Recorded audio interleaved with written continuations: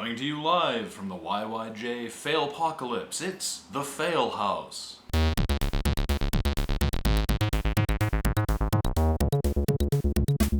See, the hashtag on Twitter is YYJ Snowpocalypse, YYJ being our airport and what people hash their tweets as if they live here, and Snowpocalypse is what people are calling the weather because they have no concept of how bad snow can get. Like, really honestly, we have this, and they call it the Snowpocalypse. Now, granted, we're not prepared for snow. We are a city woefully ill-equipped to handle it. It's white stuff from the sky. I don't get it. But really, Snowpocalypse?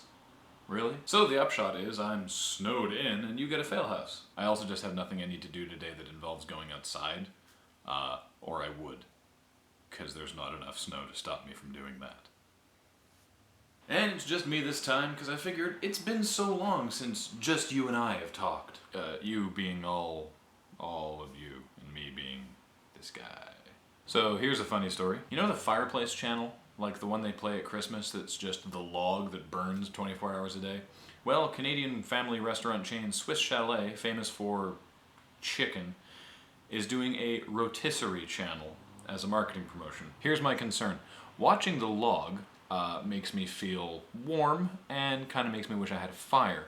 Now, is the rotisserie chicken channel gonna make me hungry, as I'm sure Swiss Chalet intends, or feel like being basted and put on a spit? It's not really a mental debate I ever thought I'd have. In Australia, the small town of Speed is changing its name to Speed Kills, one word, to promote road safety. My only concerns with the plan, they're only changing the name for the month of March, and 45 people live there. This is like when a corporation pays somebody to get a tattoo of their logo, except the person never goes outside and it's a temporary tattoo. So it's not really going to raise that much awareness of road safety. I mean, I'm aware, and you're aware, but I imagine we were already pretty aware of the concept of road safety. So,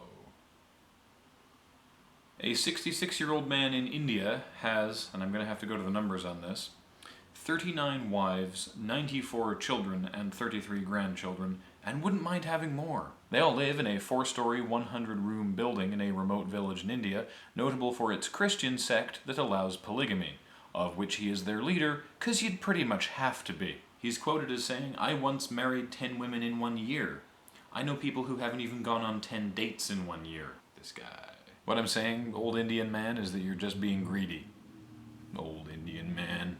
And now a new segment called The Small Town Paper. The small town paper for this episode is the Billings County Pioneer from Beach, North Dakota. Some articles of note, an apparently recurring column called Beef Talk, and some elementary school students enjoying a read-in seem to be having fun. But are they?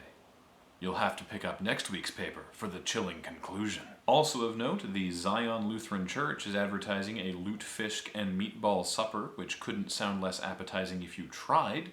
And there's an ad in the classifieds, "Need to shoot an elk. Location and help would be greatly rewarded." I would hope it would be greatly rewarded. You haven't even made it clear if you're gonna shoot it and just want help, or if the help you want is me shooting it.